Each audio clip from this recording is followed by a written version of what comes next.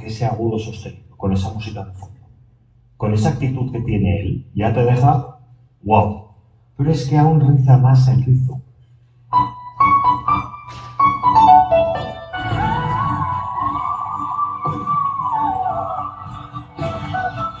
Bueno, ¿y ahora qué hacemos? ¿Qué? ¿Nos dedicamos a otra cosa? El punto de cruz siempre es bonito. Y es que en este fragmento que os he enseñado ha ido desde un B2 hasta un D6. Pero lo hace como el que se rasca el culo. Igual. Si ya con eso te has quedado impresionado o impresionada, no es nada. Espera.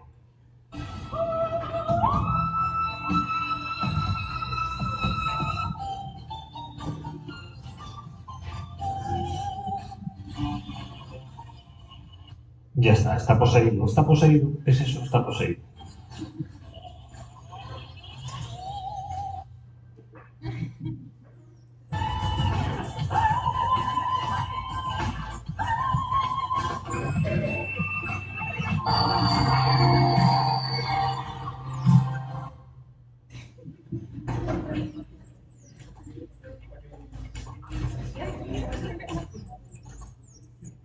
Dimas, con lo joven que es, tiene una capacidad técnica que es para tirarse de los pelos. Tiene un control súper extremo. Pero para llegar a entender la dificultad que conlleva hacer esto que hace, vamos a explicar una cosa. ¿Cómo cojones lo hace? El mapa de la voz es terriblemente vasto y grande, y entenderlo todo es una labor titánica, y no todo el mundo sabemos controlarlo todo, aunque esa es la meta de cualquier persona que sea una loca del canto. La voz humana es una de las cosas más complejas que hay, y también una de las más bellas. Aquí viene está un modoncillo así. En la voz podemos usar 4 mecanismos para poder emitir el sonido. Cada uno de esos 4 mecanismos se ocupa de reproducir los tonos graves, medios, agudos, superagudos. Exactamente igual que las cuerdas de una guitarra. Un bordón jamás puede sonar tan aguda como una cuerda más fina de la guitarra. Tienes que cambiar de cuerda, tocar esa para producir sonidos más agudos. Pues de igual forma se usan estos mecanismos en la voz. El primer mecanismo es el que normalmente usamos para hablar. En él las cuerdas son cortas, gruesas y cuando vibran lo hacen a una velocidad lenta, de ahí que el sonido sea grave. Cuanto más grandes sean tus cuerdas vocales, más graves sonarán.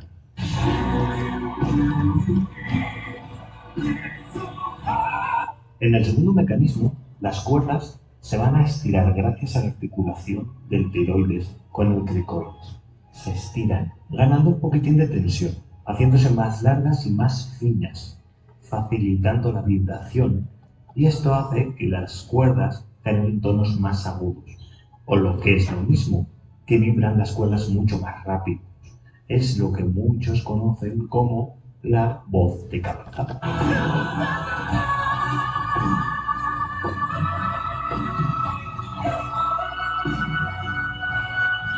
Hasta aquí tenemos la explicación del 90% de los cantantes. Todo el mundo suele cantar así, usando estos 2 mecanismos. Es más, en muchos de los ejercicios hablamos del paso de voz de pecho a voz de cabeza, es decir, dejar que nuestro tiroides estire las cuerdas para facilitar los sonidos. Pero ahora viene el mecanismo número 3. ¿Cómo funciona el mecanismo número 3? Lo que pasa es que las cuerdas empiezan a detenerse desde la parte de atrás, haciendo que cada vez vibre menos porción de cuerda, haciendo el efecto de que las cuerdas se van acortando, se van haciendo pequeñitas, al igual que las cuerdas de un arpa que se van haciendo cada vez más pequeñitas, o de un piano. Cada vez las cuerdas son más pequeñas, generan agudos más altos. Es un mecanismo que a mí me gusta llamarlo cremallera, porque funciona exactamente igual.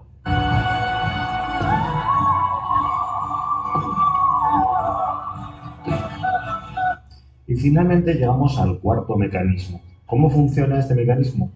Toda la cuerda entera se ha detenido. La mucosa ya no vibra. Solamente queda un agujerito pequeño en la parte de delante por la que pasa el aire, haciendo el efecto como cuando silbamos. Solamente vibra el aire. Y de esta forma se hacen esos superagudos.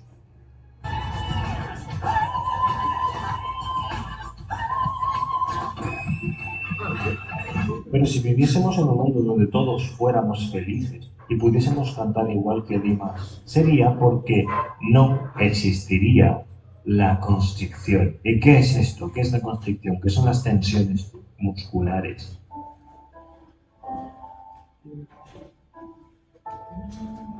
Las cuerdas vocales no están diseñadas para fonar. Su principal misión es proteger tus vías aéreas.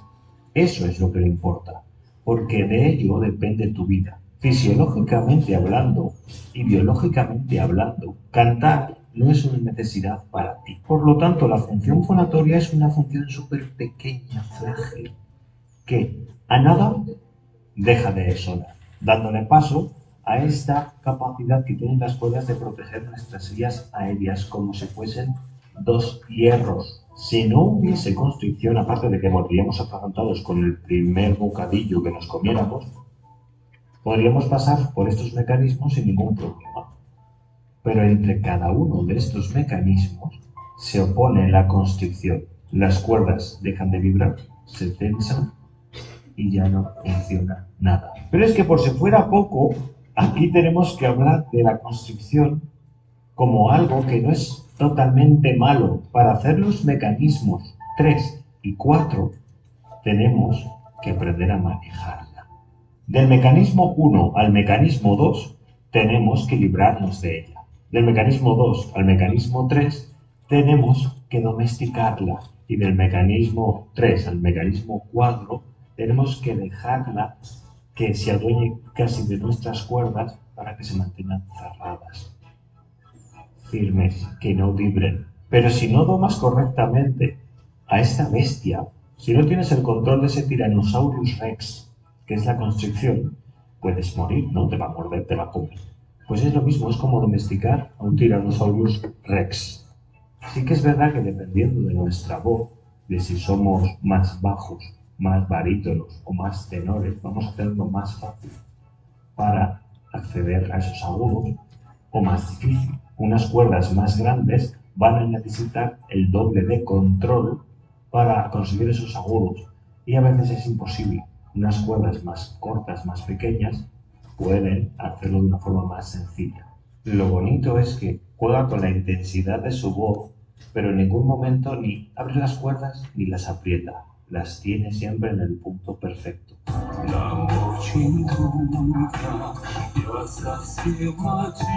Mirad esto, por favor, cómo usa el modo aireado y qué bonito le queda.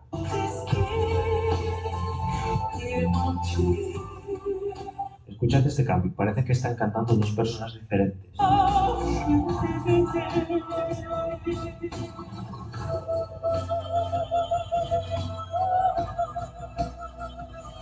Hemos escuchado esos agudos en un modo más redondeado, ¿no?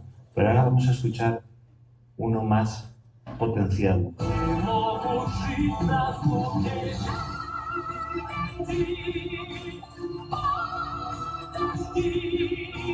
Y ahora os voy a enseñar mi parte favorita de esta canción. Es una parte que está al principio, pero es sobrecogedora.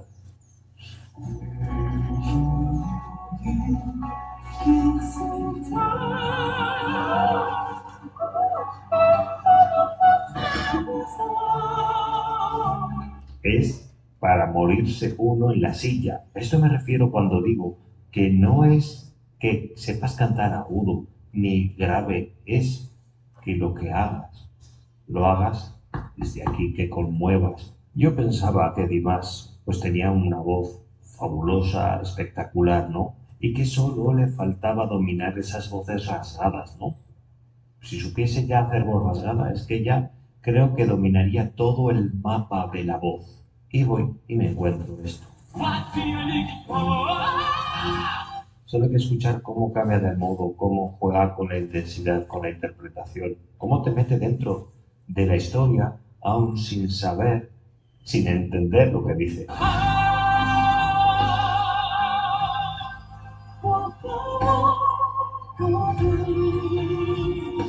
No hay una tensión en la lengua ni en la mandíbula. No tiene tensiones ni en el dedo gordo del pie, este hombre.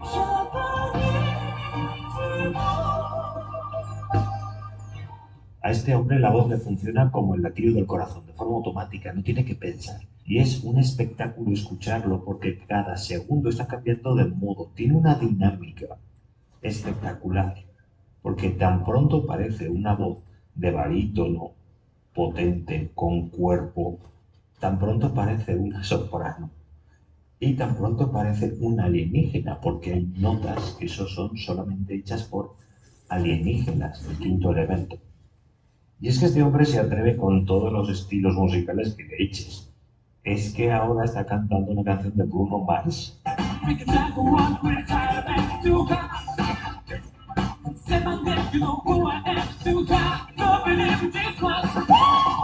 Y aquí empieza con una voz más masculina y luego cambia a una voz que parece femenina.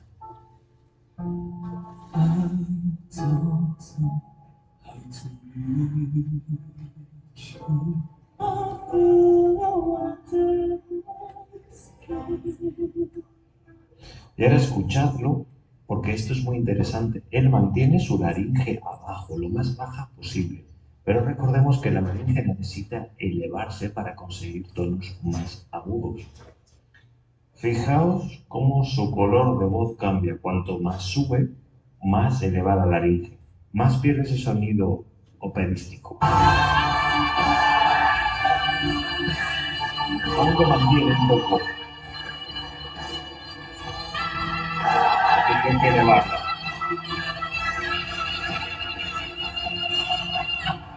Sabe muy bien lo que hace. Pero ¿cómo va de más de agilidad, ¿no? De melismas? Su voz es ágil porque hemos visto que sube mucho, que baja, pero ¿podrá hacer melismas rápidos?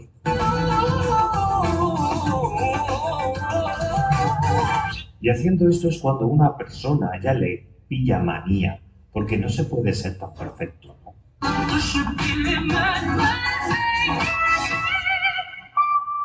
Pero es que hace agudos y es lo que os he dicho antes, que puede elegir la intensidad en la que lo puede hacer. Lo puede hacer en un modo potente, lo puede hacer en un modo aireado.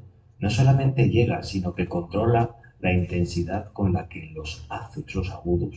Escuchad esto, a plena potencia.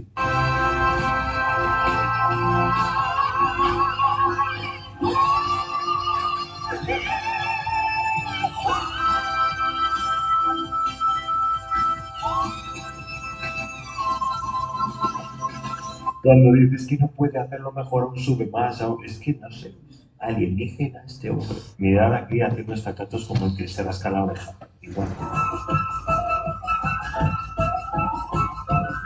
Y más es un cantante de esos que deja a la gente así y a los profesores de canto así. Pero es que ¿quién es capaz de hacer esto? ¿Hay alguien que sea más proclive a hacerlo y otras personas lo tengamos más difícil? ¿Cómo funciona esto? Yo creo que depende mucho del grosor de las cuerdas vocales de cada persona. No del tamaño, sino del grosor. Porque podemos escuchar a youtubers que no son cantantes, que simplemente hablan en sus vídeos y hablando llegan a notas increíblemente agudas y creo que no se dan cuenta. ¿Sabéis de quién hablo? Escuchad esto. Claro que no quiere hablar del tema. Y ya está. ¿Entendés que la gente vea eso pensando? Vamos a escucharlo de nuevo. Y ya está. ¿Entendés que... Con esto te quiero decir que hay voces que tienen mucha más facilidad para alcanzar notas agudas que otras voces. No prejuzgues tu voz, porque a lo mejor tienes un potencial increíble y no lo sabes. Y cantando estés atascado en un mecanismo del que no puedas salir por culpa de la constricción. Pero que sepas que ampliar tu registro vocal lo puedes hacer, siempre y cuando sepas por qué camino llegar. Yo he conocido personas que no llegaban a ciertos tonos y después han ampliado muchísimo su rango vocal. Y he encontrado a personas.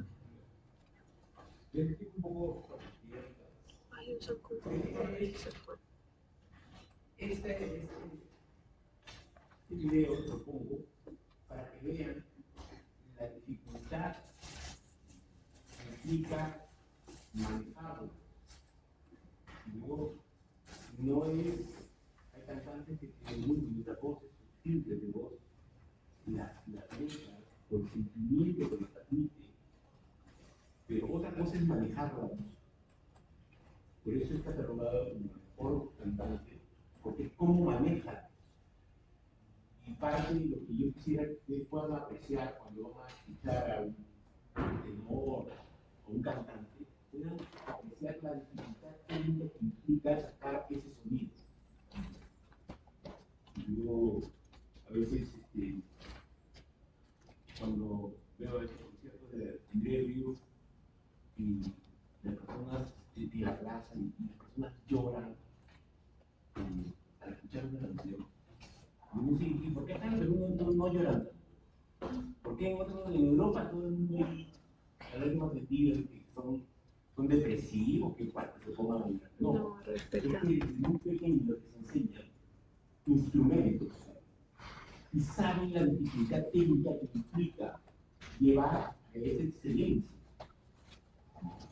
Y cuando tú ves personas excelentes, reunidas, que toman una canción que tú creías saber, pero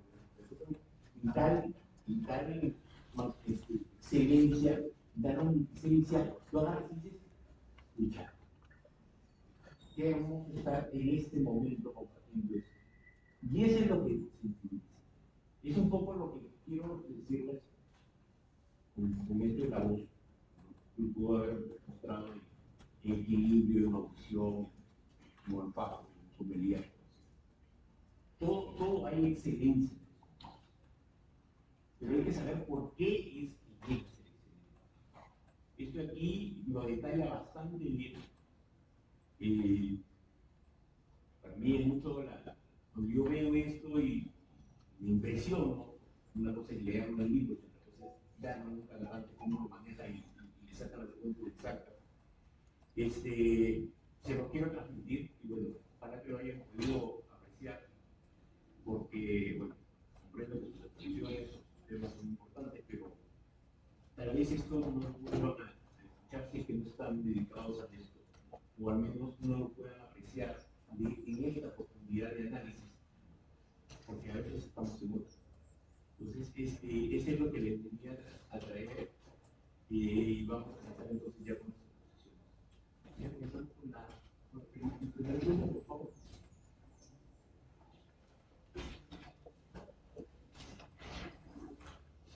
Grupo 1.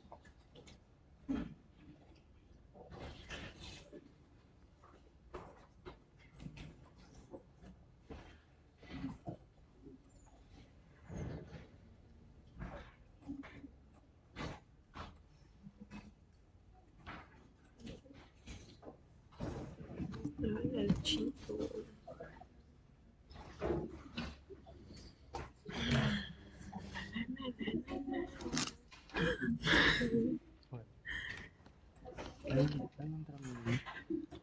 Ya no. Es que, ¿cuánto falta? Es que se me logró el cargador de mi celular y le presté a ver y le tengo que devolver el rato. Me quiero que cargue hasta donde pueda.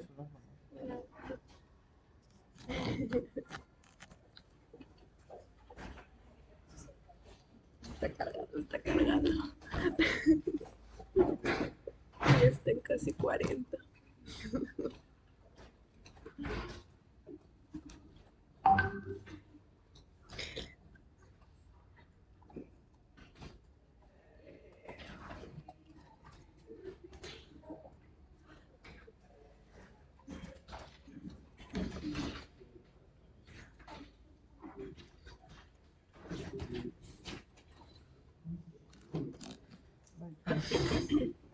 ¿Me escucho bien?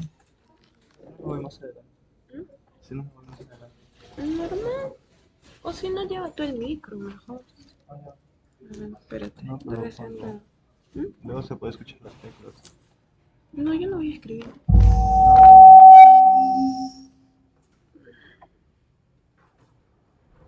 No, para que no esté muy pegado a esto. Ay, nomás, está bien. Sí, va a hablar con el coso eso.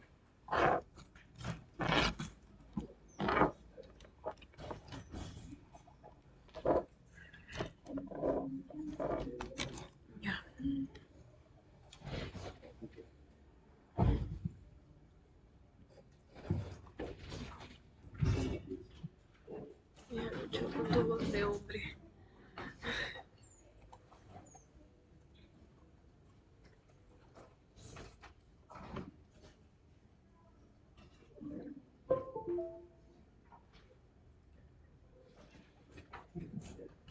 Día a todos los compañeros.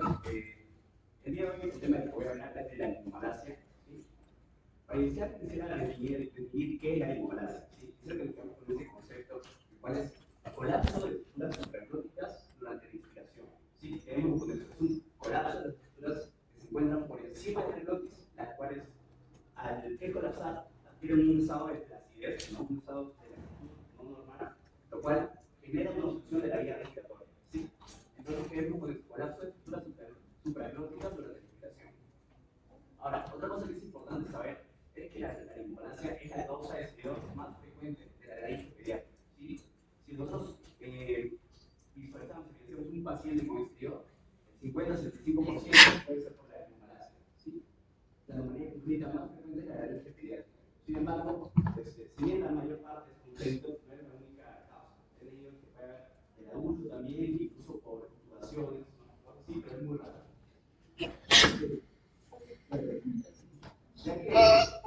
La lipomalacia se da por una originación de sistema nervioso. Tiene que explicar que vieran eso, escucharan esto, porque es el motivo de consulta principal, porque van a venir los pacientes que tienen la lipomalacia, el estridor, ¿no? Esa respiración cuidadosa que tienen. Entonces, aquí podemos ver la anatomía normal, cómo sería normalmente la epiglottis, la tira auricularis, la cuarta total, así debería ser normalmente, pero ¿qué pasa en la lipomalacia? Va a haber una retracción y la epiglottis, ¿no? Va a adquirir esta forma, ¿sí? El signo de omega. Si nosotros vamos a visualizar eso en la anestesía, el signo de omega. Vemos cómo se retraen, se juntan, ¿no?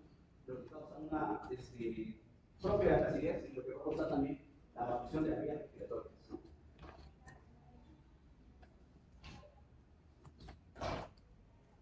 Sí. Y ahora en epidemiología, los principales afectados van a ser lactantes varones menores de 2 años, ¿sí? Pero la lipomalacia puede expresarse desde el momento del nacimiento, ¿sí? En el nacimiento el paciente puede tener dificultades para respirar, para comer, en la respiración ruidosa. Y si bien dicen varones, porque la bibliografía explica que son, la mayor parte de los afectados son varones, la prevalencia de sexo no es significativa, no sería raro, como parece en el caso del lupus, ¿no? En el caso de los péritos, no sería raro poder encontrar una mujer con una lipomalacia. Sin embargo, los puse sí, pero la edad sí es importante, menores de 2 años, ¿sí? Entre este lapso del nacimiento y 2 años se pueden expresar los síntomas, ¿no? Los síntomas.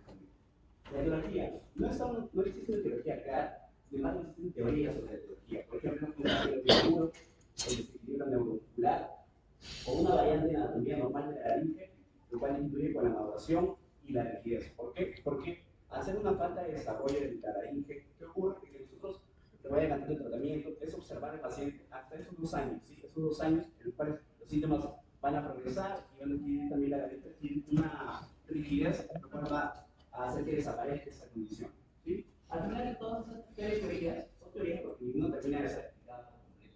La tiene uno, pero sin embargo en la histopatología se demostró que el cartílago normal desequilibrio neuromuscular, el cual puede explicar la lipomalacia o la gravedad de los síntomas en pacientes neurológicos, sin embargo no en pacientes sanos. Al final cualquiera de estas hipótesis lo que genera es un aumento de la latitud y colapso de las estructuras supraglóticas durante la respiración. Al colapsar, cae sobre la vía respiratoria obstruyendo, ¿no? Y generando esa respiración ruidosa. Ahora, las manifestaciones clínicas. Ya escuchamos cómo se escucha el estridor, con esa respiración ruidosa. Es un estridor inspiratorio y las características de esto va a ser que se va a expresar entre las 2 primeras semanas, ¿no? El nacimiento y el nace y ya expresa esto, tiene esta respiración ruidosa y esta se va a grabar en posición supina, con el llanto y con la lactancia. Por eso pueden tener dificultades al alimentarse, ¿no? ¿Y cómo se va a calmar? Lo contrario, si está en supino, se calma cuando está pronto, si está llorando, cuando está calmado, se va a incluir estos síntomas, ¿sí? Ahora, aparte del estridor, también pueden haber otros concomitantes, como son dificultad para alimentarse y enfermedad por el flujo de los partos también, ¿no? No sería por eso que dentro de la terapia también vamos a incluir terapia de supresión ácida, ¿sí? Para evitar, porque casi la mitad de los pacientes pueden empezar esta enfermedad por ejemplo concomitante. Entonces es importante tenerlo en cuenta al momento de nosotros manejar a nuestro paciente. Ahora, la laringomalacia grave, si bien el cuadro, el 90% de los niños van a desarrollar una laringomalacia leve hasta moderada, el 10% puede desarrollar una laringomalacia grave. ¿Cómo se expresaría eso? Problemas en el sueño, una manera obstructiva del sueño, la retracción supra o subexternal. Como es aquí, va a haber una dificultad respiratoria que va a causar que se utilice, puede haber tiraje, la retracción supra o subexternal, ¿no? Puede haber retraso de crecimiento, pectin excavatum en casos crónicos, debido a ese esfuerzo extra que tiene que hacer para respirar el paciente, puede desarrollar ese pectin excavatum. Entonces, eso es importante también al momento de nosotros recibir al paciente, ¿no? Tenerlo en cuenta en la anamnesis que hagamos en el examen físico. Ahora, el diagnóstico. ¿Nosotros cómo vamos a crear una sospecha? En base a lo que hemos mencionado, a la clínica, a la anamnesis, preguntarle a la madre en qué circunstancias ocurre ese estudio, si ella notó, desde cuándo está, ¿no? En base a eso nosotros vamos a crear una sospecha, ¿no? También saber si tiene antecedentes de intubación, anomalías congénitas, el peso, talla, porque como dije puede haber retraso de crecimiento, ocultación pulmonar, porque puede haber dificultad respiratoria, movimiento del pecho, presencia de irritación o pecho excavado, ¿no? Es un esfuerzo respiratorio que hacen los pacientes al no tener un flujo de oxígeno adecuado, ¿sí? Ahora, una vez que creamos la sospecha, pasamos al diagnóstico. ¿Cómo confirmamos el diagnóstico? Con la laringoscopía flexible, ¿sí? Que es el gold standard en esta patología, la laringoscopía flexible. ¿Qué vamos a visualizar en la laringoscopía? Visualizamos esto, ¿no? El signo de omega, como dijimos. Hay por ejemplo la epiglotis, se curva, ¿no? Una retracción, como se ve en la punta. Estas cosas laterales van a generar esa función, ¿no? Esa inducción de la luz. Como dije ahí, en epiglotis en forma de omega que cae aceptado en la articulación, ¿no? Colapso superglótico, llegue al epiglótico corto, está por aquí, ahí se está muy bien. Y edema de posterior, ¿no? Ahora, también podemos utilizar la endoscopía de energía, sin embargo, eso se reserva para condiciones quirúrgicas o casos muy graves, ¿no? Ya que requiere anestesia general, también ausencia. ¿Y cuándo lo vamos a utilizar? Cuando hay ausencia de laringomalacia en la laringoscopía flexible. Laringomalacia con signos de severidad. ¿Cuáles son los signos de severidad? Una víctima que se ve en la relación intercostal y psicoidea, o sea, está haciendo un esfuerzo extra para una disfunción, una insuficiencia respiratoria por parte del bebé. Episodio de distrés respiratorio, apnea obstructiva del sueño, o episodio de asfixia en la alimentación. No son casos en los cuales, como dije, la laringomalacia debería pasar. Los niños generalmente no tienen problema para alimentarse, para respirar, además del ruido que causan, ¿no? Sin embargo, cuando presentan estos signos, sería importante derivarlos o hacerles un estudio extra, ¿sí? Y discrepancia entre la severidad de síntomas y diagnóstico en la laringología flexible. Cuando no llevamos algo que nos demuestre tal vez la presencia de la laringomalacia, sin embargo, los síntomas que están presentes, ¿no? Son muy diferentes de eso. Para el diagnóstico diferencial sería parálisis de cuerdas frontales, inquietud sacular, epiglottitis, a nivel radial completo o estenosis epiglotis.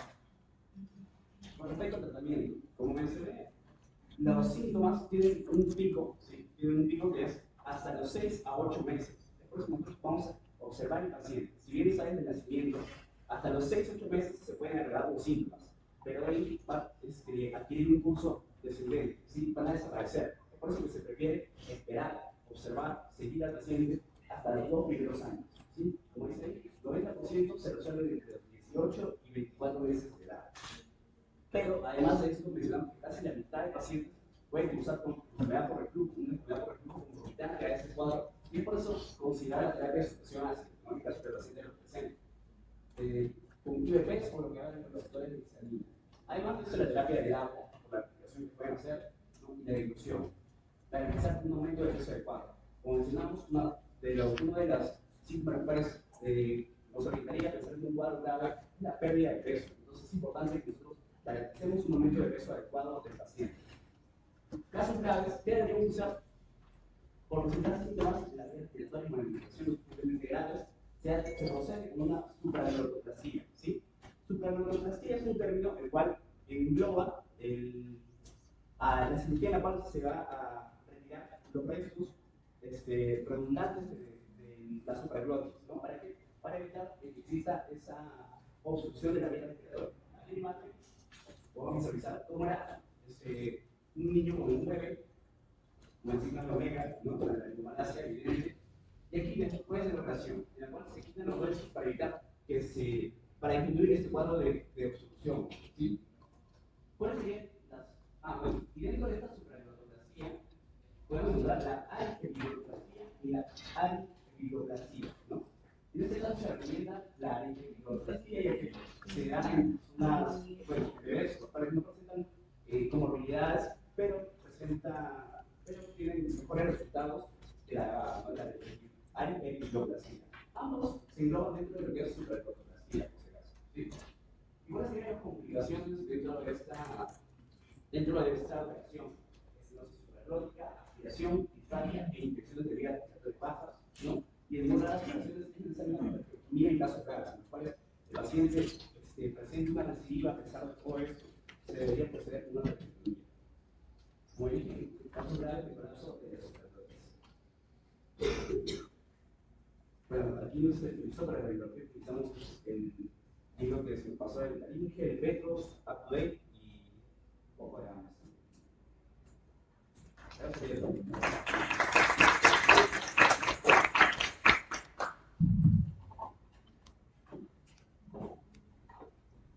Entonces, primero comencemos todo recién nacido.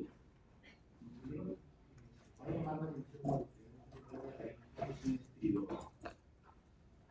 un estridor. Entonces tenemos que identificar el estridor. El estridor puede ser inspiratorio, expiratorio y bifásico. El estridor inspiratorio, hay dos clasificaciones.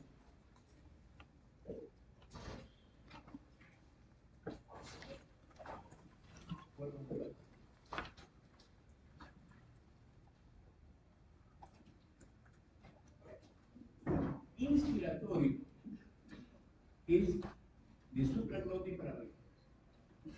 Hasta una 13 cuantas que el día del estridor, bueno, cualquier extensión de la vía aérea puede haber un estridor porque da una turbulencia. Pero siendo supraglótico es inspiratorio. Inspiratorio.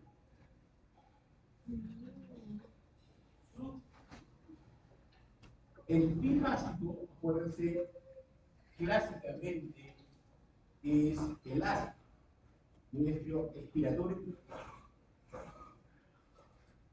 El asma, o sea, bronquios, tráquea, un cuerpo extraño que se encadena, ¿qué tipo de estridor me dejaría? Expiratorio. ¿Por qué? Porque está debajo de las cuerdas vocales. Algunos le llaman de la tráquea cervical. De la tráquea cervical para abajo es expiratorio plástico. Entonces, tenemos inspiratorio de cuerdas vocales para arriba, que es la laringomalacia. Expiratorio, todo lo que es tráquea, todo lo que es bronquios. Y bifásico tenemos dos. Las cuerdas vocales y las subglotis. O sea, la glotis y la subglotis. Eso me da un estridor bifásico. Pero para que las cuerdas vocales hagan estridor, tiene que ser una parálisis y tiene que ser bilateral. Porque unilateral da disfonía, pero no da estridor bifásico. Mientras que una patología en subglotis, ya la estenosis subglótica, que puede ser congénita. ¿Cuál es la diferencia de una estenosis subglótica congénita? La estenosis subglótica, así, el anillo total, el epicoide. La estenosis subglótica congénita es principalmente anterior, un mamelón anterior. mientras que una estenosis subglótica adquirida es concéntrica. O sea, si hacemos una endoscopía y un niño tenía un estridor bifásico y lo intubaron, y a la semana me dicen haga una endoscopía para ver qué patología es, y no lo saca y encuentra una estenosis o una estrechez concéntrica, es producto del tubo por el tubo que ingresó. De hecho, una estenosis adquirida. Pero si es de un solo, es anterior, básicamente anterior, estamos hablando de que era congénita, por eso tenía que figurar. Entonces, cuando uno evalúa un estridor, lo evalúa en el tiempo del estridor inspiratorio o bifásico y en el llanto. O sea, si yo tengo un bifásico y el llanto es débil o ausente,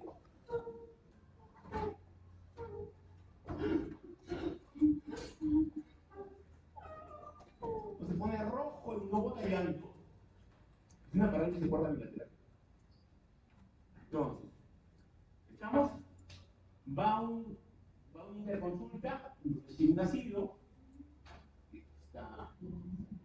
está con un estridor al reposo, que cuando lo movilizan hace un estridor bifásico, uno agarra, coge el dedo gordo en pie, mirando en la cara, le presiona la uña. Se va a poner pletórico, rojo, y si no manda el llanto, no parece puede tener. ¿Y qué tengo que hacer? Para revisar cerebro. Porque para que sea bilateral, tiene una atrofia cortical. Entonces, si hay llanto, es una estenosis subglótica.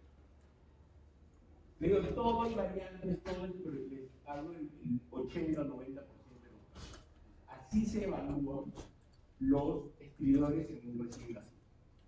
Como dice, la causa más frecuente de estridor es el estridor inspiratorio, la causa más frecuente de estridor inspiratorio es la laringomalacia. Hasta ahí estamos de acuerdo. Causa de estridor bifásico, parálisis de cuerda bilateral o estenosis subglótica, o tumoración o porro extraño, dependiendo de la edad que estemos pensando.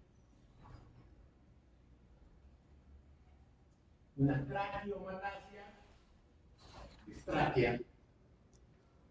¿Qué tipo de estridor me estaría dando, doctor?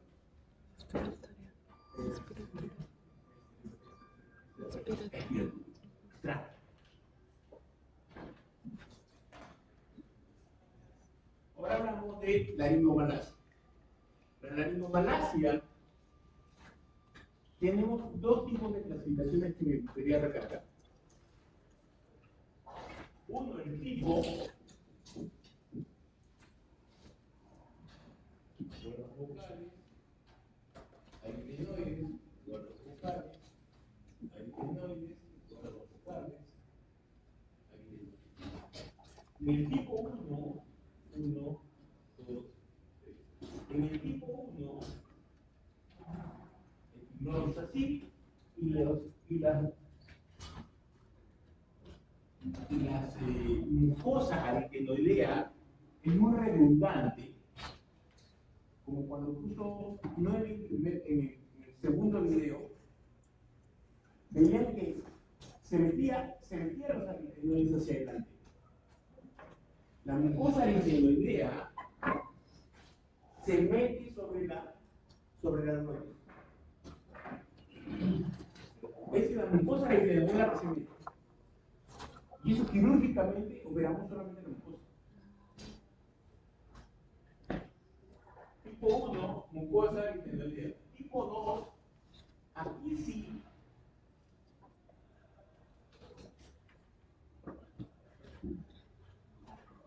El pliegue aripidótico es corto. Ese es el típico hocico de técnica es en donde el epiglotis se repliega y hace la dificultad al ver las cuerdas vocales, porque el epiglotis se ha plegado como una rosa, como un capullo. Tanto así de que uno corta esto y se abre. Ese es el tipo 2, es el más frecuente. El más frecuente es el 2. Y ahí viene el 2 con el 1, que es lo que presentó. Pero es los aritenoides como se meten. Claramente ves el video. No sé si lo puedes retroceder para que veas el video. Se ve el primer video. El segundo video. Ya. Perdón. La laringomalacia es la causa más frecuente de los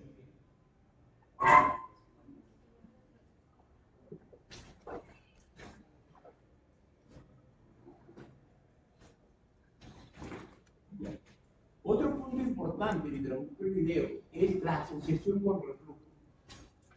O sea, se buscaba la causa. Mira esa mucosa aritenoidea. ¿Ves cómo se mete? Es la mucosa la que se mete. Es la mucosa la que se mete. Ese es tipo 1. Porque los aritenoides no están tan, la epiglotis no está tan cerrada. Es la mucosa la que tapa la glotis. Mira, pues, ¿ves cómo se mete? Es tipo 1. Y es importante identificarlo, porque si no, imagínate, abres esto y la mucosa se sigue metiendo. O sea, nosotros como cirujanos tenemos que identificar qué cosa es lo que voy a corregir. Si yo me equivoco, qué cosa voy a corregir, no es lo correcto. Y si me equivoco, es trágico. Entonces, primer punto, mucosa. Segundo punto, media de epiglotis. Si que pregunto, muy probablemente pregunte estas cosas. No digo que necesariamente, pero para mí es básico que tengas que saber. Y el tercer tipo es la caída del epiglotis sobre la glotis.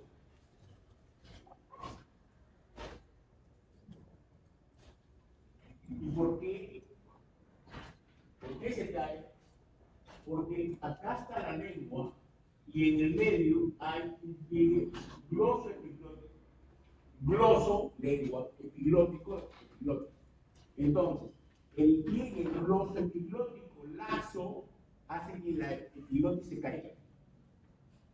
Y eso da otro tipo de laringomalacia, donde aquí se hace una apexia entre la lengua y el aritenoide para llevarse hacia adelante y pueda desarrollar. Entonces, tipo 1, todas son hiperglotoplastías. El tipo 1 es un corte de la mucosa de los aritenoides lateral. Nunca se toca la parte medial porque se sineca. El tipo 2 es corte de los pliegues los epiglóticos. El tipo 3 es la apexia entre la lengua y el epiglotis.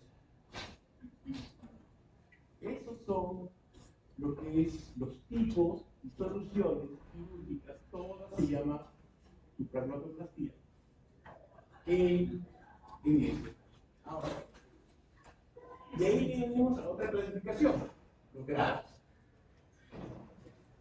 El grado 1 sueño, sueño, y no tiene nada más. O sea, tiene una buena lactancia, tiene un buen dormir, se puede hacer todas sus cosas, su ganancia de peso es perfecto, todo es perfecto, se puede. Y es más, cuando se agita, pues. El grado 2 es no, que ya está lactando, aún en reposo está sonando. Está durmiendo y está sonando. Aún en reposo está sonando. Entonces, ese es grado 2. Y grado 3, como dijo su compañero, cuando ya hay compromiso del de crecimiento, hace paro cardíaco, hace cianosis, convulsiona. O sea, el grado 3, grado 1, leve, grado 2, moderado, grado 3, severo. Solamente se opera el grado severo, que es aproximadamente el 10%.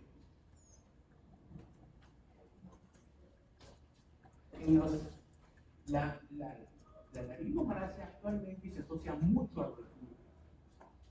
Y el reflujo tiene un problema. O sea, una cosa es que se haya demostrado que la laringomalacia se produce por reflujo, eso todavía, de lo que yo sé, todavía no se ha demostrado. Hay asociaciones que no ha llegado a causalidad, pero sí, como consecuencia de la laringomalacia, también se incrementa la posibilidad de reflujo. O sea, no sabe si es causa o es consecuencia, pero hay mucha asociación con el reflujo laringofaríngeo o reflujo gastroesofágico.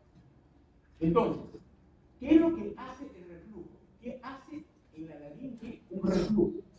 Da hipoestesia supralógica.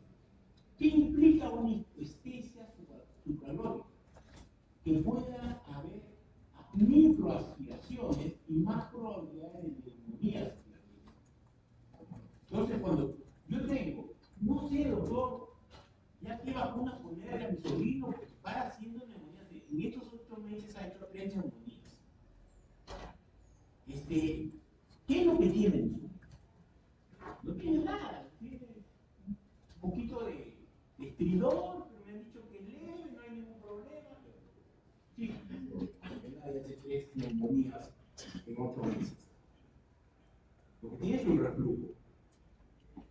Y por eso tiene hipoestesia. Lo primero que tengo que hacer es darle bloqueo de eso. Me pasó un medicamento considerablemente eso. El reflujo en el primer año es fisiológico, sí, pero que no me haga patología. Si me hace patología, ¿qué es fisiológico? Entonces, la hipoestesia se expresa con microaspiraciones. Esa es la importancia de detectar, aún en la laringomalacia leve, si el reflujo asociado me está provocando patología.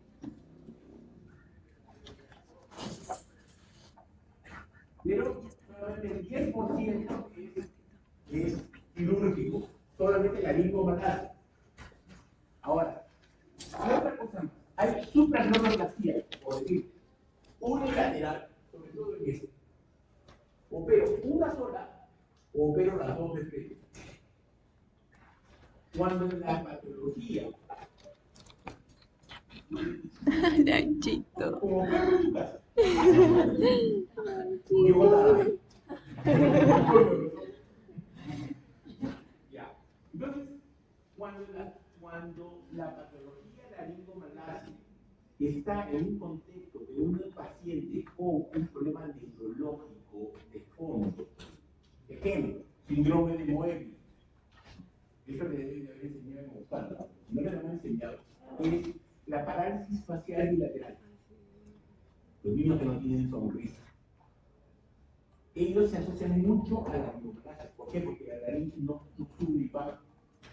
Es una laringe helada, está baja. Entonces, en un síndrome de Moebius no se debería hacer una supragloboplastia bilateral.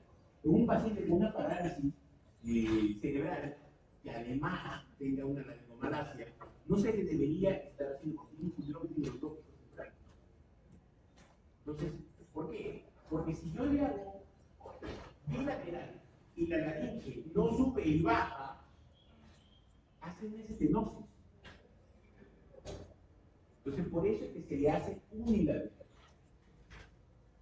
Se le hace unilateral. Ahora, y este es otro punto importante. Una supragloboplastia es para que el niño pueda comer, no tenga paro respiratorio, que el niño pueda irse a su casa sin una tráquea. Ese es el fin de una supragloboplastia. Pero no es quitarle el estridor. O sea, un paciente operado de laringomalacia puede seguir teniendo estridor, sí. ¿Y cuándo se le va a ir? Al año y medio. Pero lo que sí es ya va a poder lactar, ya va a poder ir a su casa, que no lo podía hacer. O sea, por eso es que no porque nace como escritor lo deben de operar. No es cierto.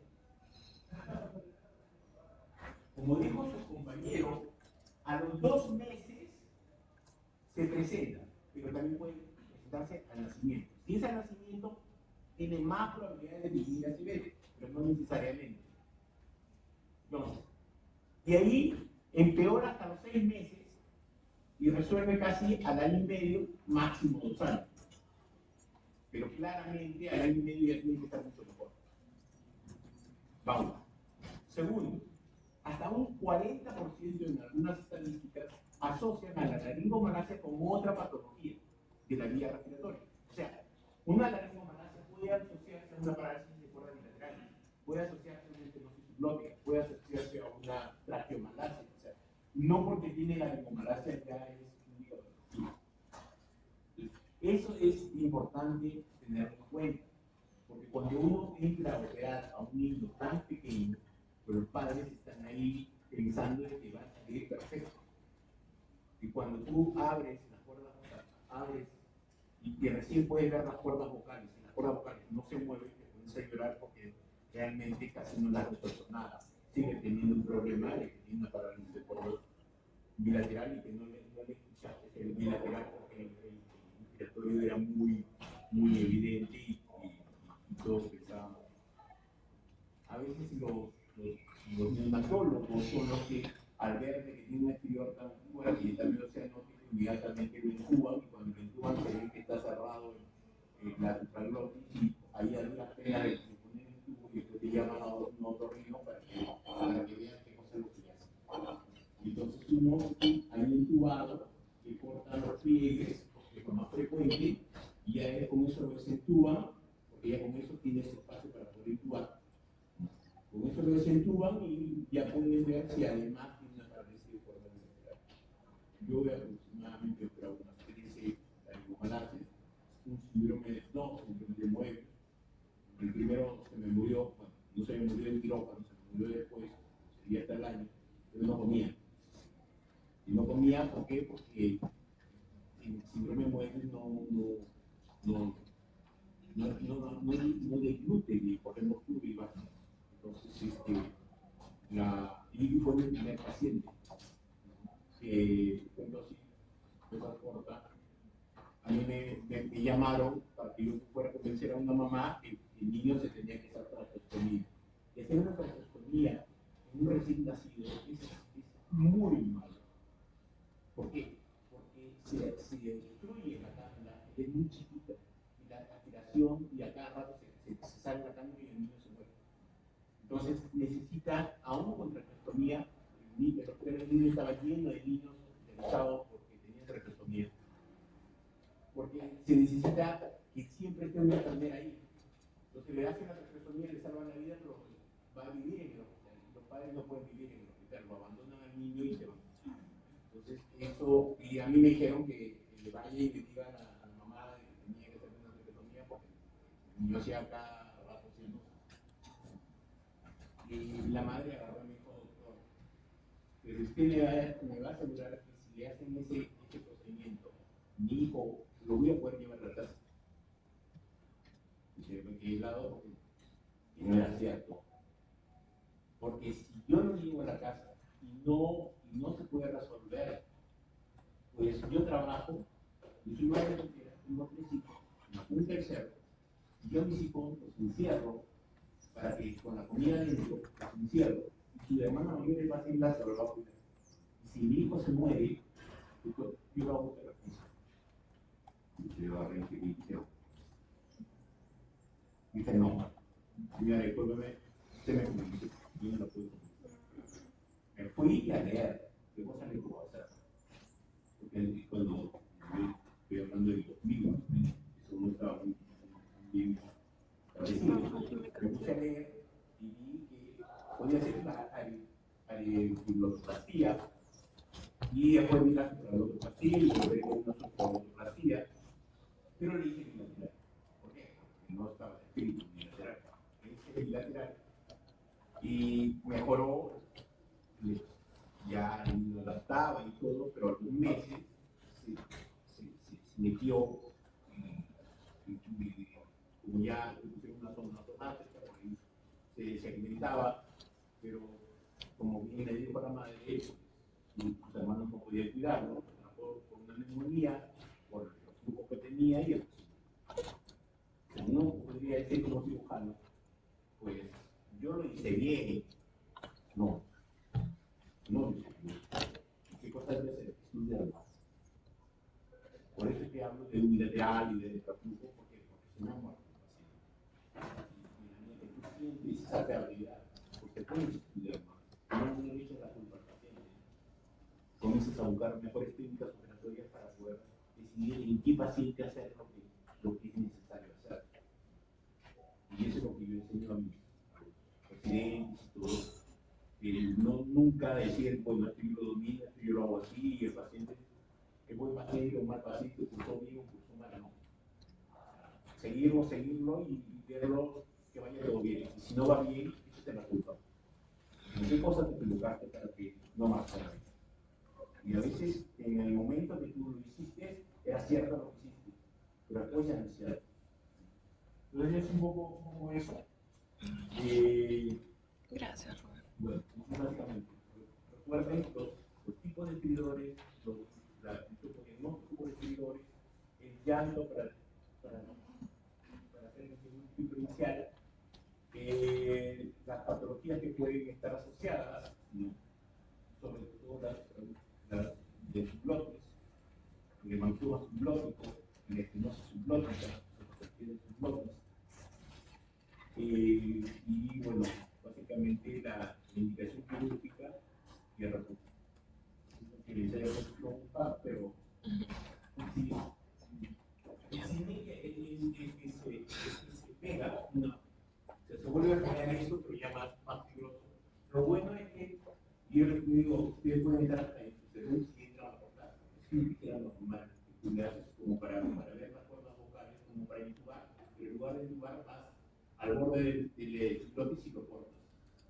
Lo vas, se corta y se abre como una flor. Y no sangra. La seguridad es que no sangra. Es muy importante. Tú agarras, yo agarré, leí, no sangra.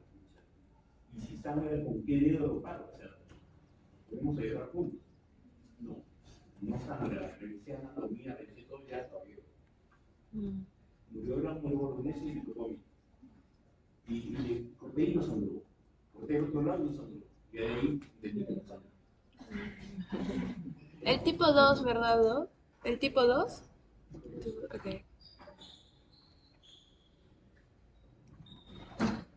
Ahora vamos con las preguntas. Dice, pregunta número 1.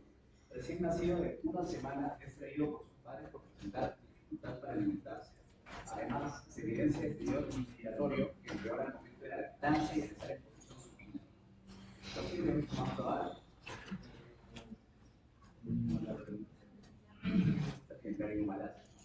Paciente femenina de 6 meses de edad acude por presentar respiración ruidosa, cianosis y marcada adaptación suprasternal durante la inspiración. ¿Cuál es el diagnóstico más probable y qué examen confirmaría la sospecha diagnóstica? ¿Por qué consideraron que es grave? Retracción. Cianosis y retracción suprasternal. Dice la limoscopía flexible. Lactante de 2 meses de edad acude en compañía de su madre por presentar un bronco durante la respiración que empeora en posición supina. Nos pasamos a la pregunta 3. Manifiesta además de respiración frecuente. Nos pasamos a la ¿Cuál sería el pregunta manejo adecuado?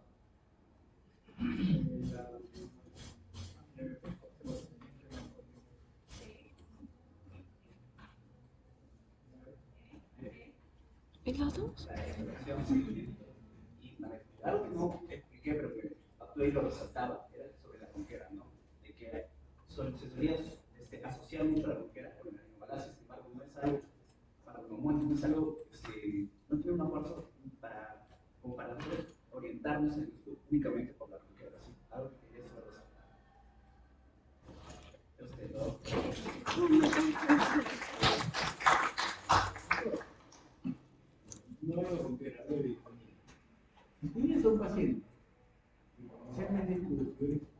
posibilidad de una laringomalacia, sino además tiene un llanto nefónico.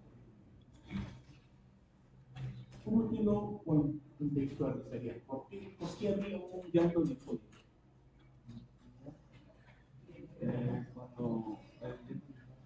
Cuando hay un dispositivo y además Tienes una laringomalacia y tienes un llanto difónico. O sea, al principio ya era difónico. Puede ser parálisis.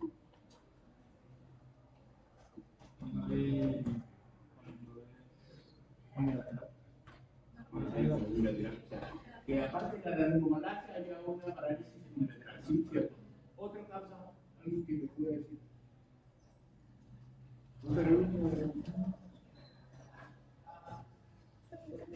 ¿Por qué creen que podría haber un llanto difónico con una laringomalacia? Porque per se la laringomalacia no tendría que haber un llanto difónico. Pero el doctor me dice, sí doctor, porque hay hasta un 40% que puede estar asociado a otra patología y en este caso podría estar asociado a una parálisis unilateral. ¿Un pólipo puede ser? ¿Un pólipo tal vez? ¿Un pólipo tal vez? Pólipo, bueno, no hay una patología en cuadro vocal, pólipo, no, pero otro que está evidente, ¿no? Una estenosis. Son cosas que me han enseñado y yo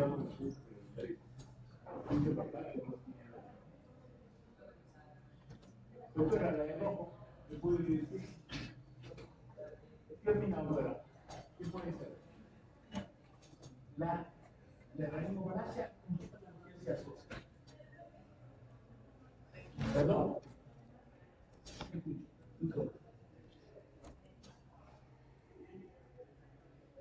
¿Con qué patología se asocia? Porque no vamos a hablar de causalidad. Puede ser causal, puede ser consecuencia. ¿Con qué patología se asocia? Una estenosis, ¿no?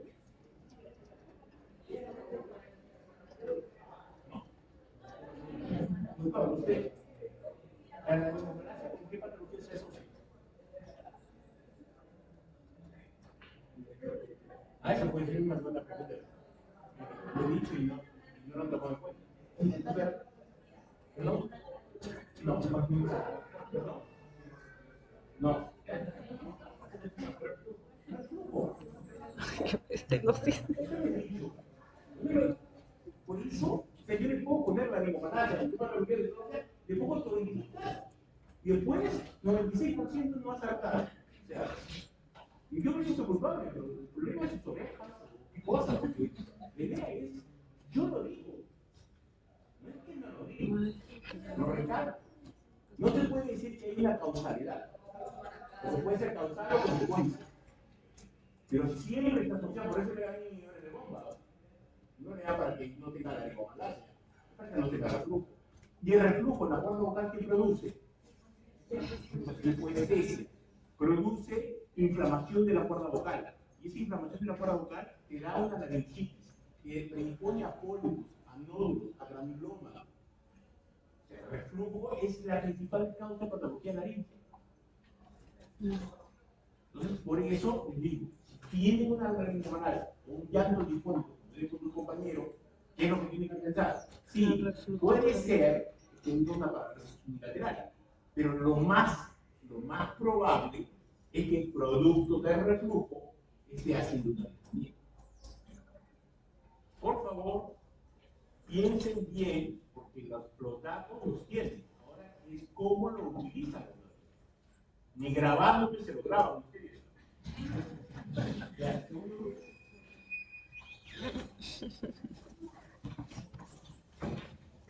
Ay, era tan obvio.